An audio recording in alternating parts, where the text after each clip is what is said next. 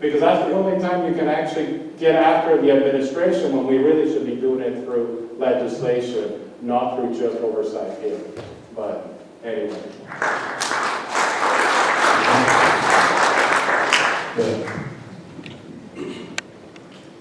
Hello, Congressman. My name is Jefferson Butler. I'm a recent graduate of the University of Idaho. Congratulations. Thank you.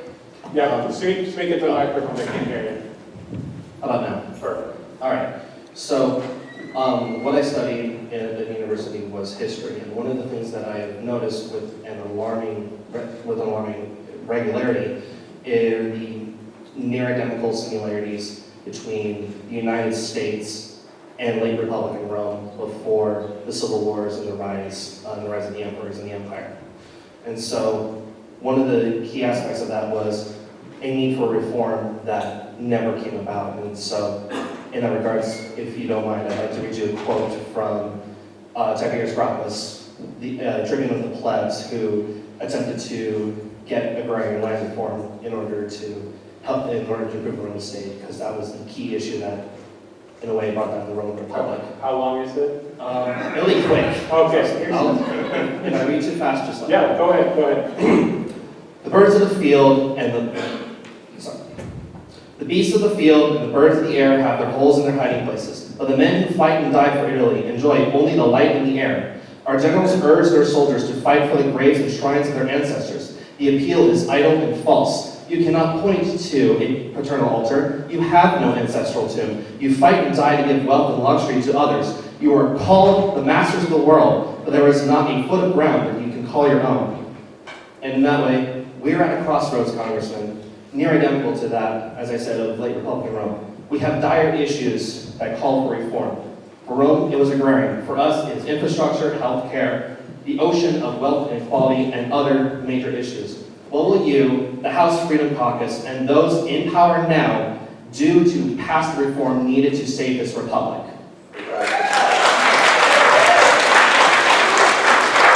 Congratulations on your education. That sounds like it was well applied. That's good.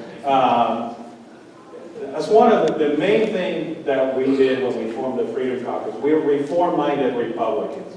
We think that Washington is not working, and Washington is not responding to the needs of the American people.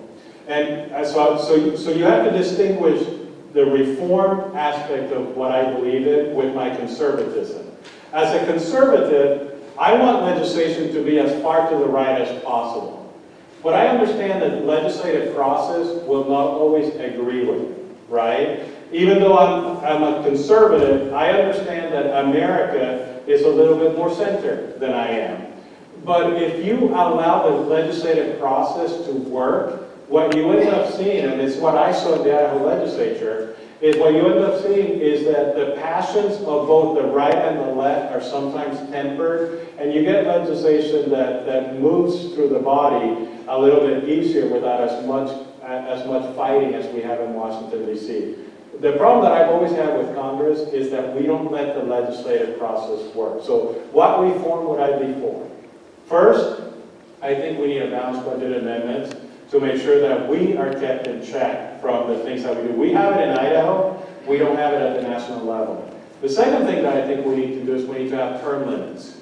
We have too many people in Washington who have made being in Washington a career instead of a public service. And we need less career-minded politicians and more public servants. I'm still going to fight for the most conservative legislation, but I'm going to understand that when it goes through the legislative body, if you let the committees work, it will temper. The legislation will not be as far right as I want it, but I will always fight to make it as conservative as possible. Then it goes to the whole body, and it moderates a little bit more. Then it goes to the Senate, who by the Constitution were supposed to moderate things even more. The House was supposed to reflect the passions of the people, right? That's why we have elections every 2 years.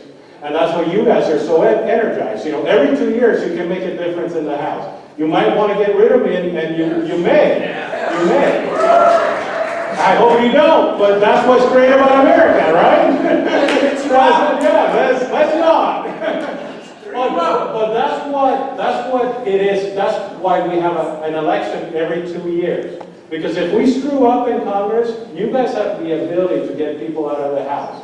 The Senate was supposed to be a little slower. It's every 6 years that you can have changes in the Senate. But we're not letting that happen in Congress. So if you want major reforms to happen and people to be listened to, you should actually be standing with the Freedom Caucus. Because what we want, even though we disagree politically, what we want is the system to work. We don't want our leadership in Washington to be determining the outcome. We want the legislative process to determine the outcome. And I think that would make a huge difference for the United States.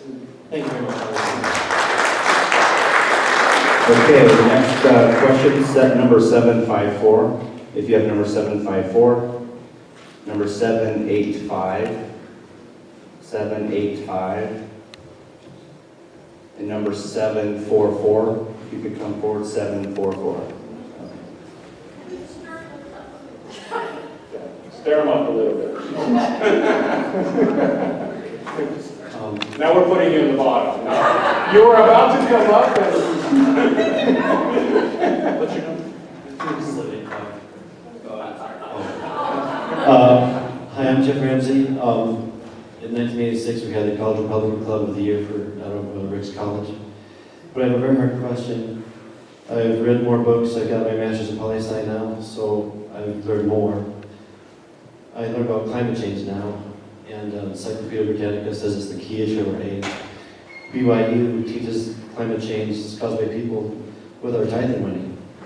Do you support science of climate change, and are you vulnerable to act on climate change in Congress because a majority of Idahoans don't believe in the textbooks that all Idaho schools and colleges teach on?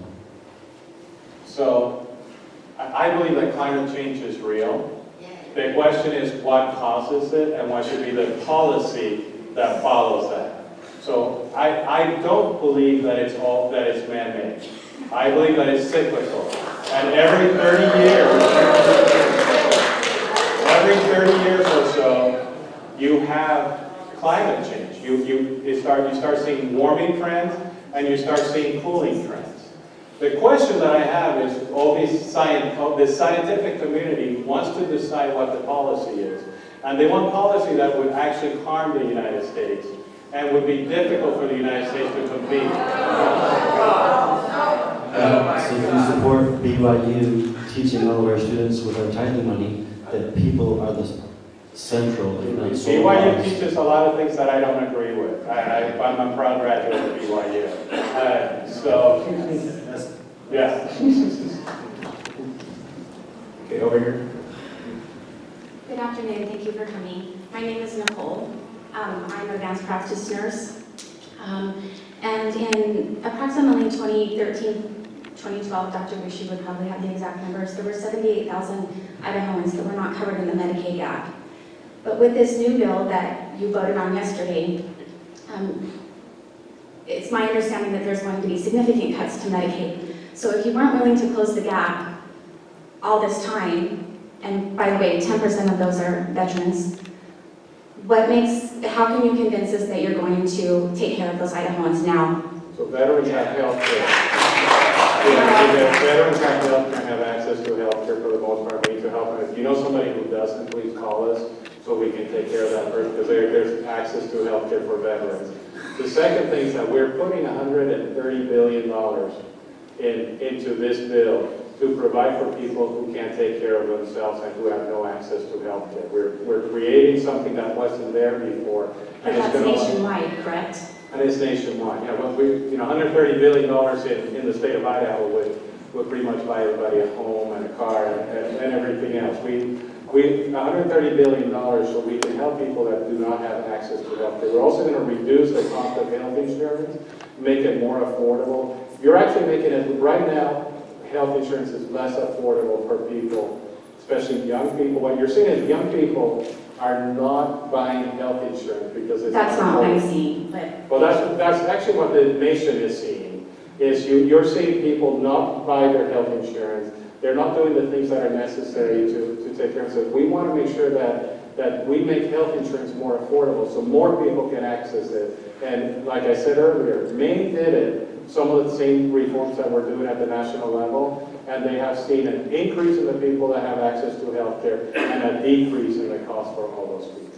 So in other words, you're willing to take federal money now to close the gap when it was also available for you under the Obama administration and you refused to close the gap.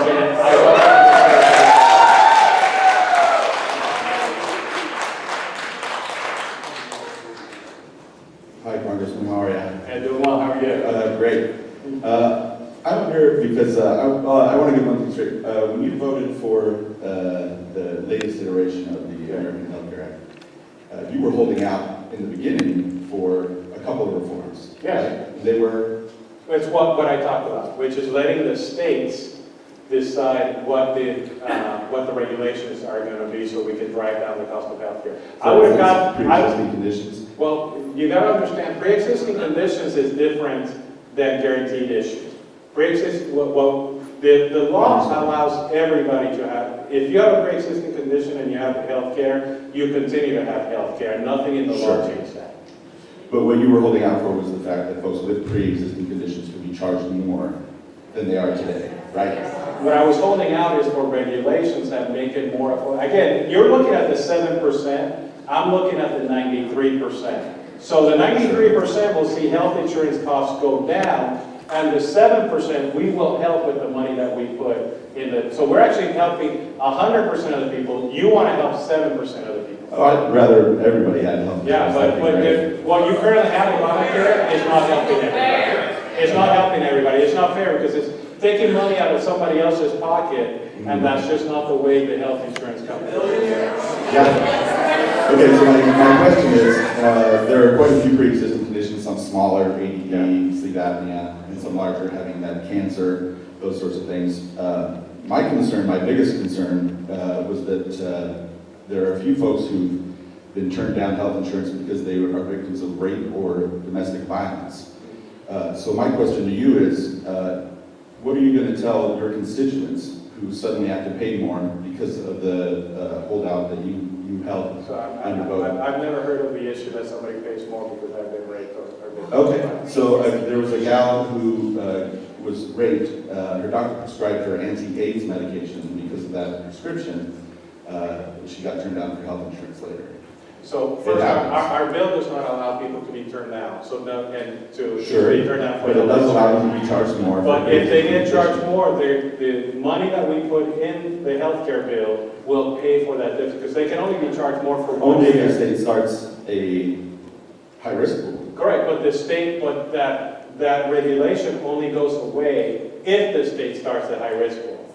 So we're saying the same thing. So you think that folks should be moved to a high-risk pool if they're victims of domestic assault? No, what I think is that pre-existing conditions, the question is not whether you cover the pre-existing conditions, it's how you pay for the pre-existing condition. And You want to pay for it in a way that hurts 93% of the people. I want to pay for it in a way that helps 93%. I just don't want of the rape people. victims to have to pay. And I don't either. They won't be paying more. It's going to be paid by, The high-risk pools always cost more. no, the high-risk pool will pay for them. And these are. Every expert says that you're underfunding the high-risk pools. Well, they're wrong. The experts are wrong. And it worked in Maine. It's worked really well in Maine. We have done it in Because it was Iowa. well funded in Maine. They didn't even get additional funding from Congress in Maine. So I'm not sure what you're talking about. Okay, so Actually, that's a great question. We're not exempt from that caveat. You are. It's people who come on labor, but it is exactly the same as it was during. No, you're wrong. We actually voted on it yesterday at the same time that we voted on the AHCA, and it got 100% of support from the members of Congress. So that information is absolutely false. What information? Couldn't hear it. So the question is that we accepted ourselves from the changes that we made to Obamacare. It was a stupid parliamentary rule that required the bill to be written a certain way that made it seem like members of Congress were exempting themselves. That was not the intention of that. It's the way the parliamentary procedure said. So we passed a bill at the same time that actually fixed that because that was not an intention. How much of your medical insurance is subsidized? It's my medical insurance. It's a good percentage. It's paid by you. 70%. Yeah. Okay. applies to everybody.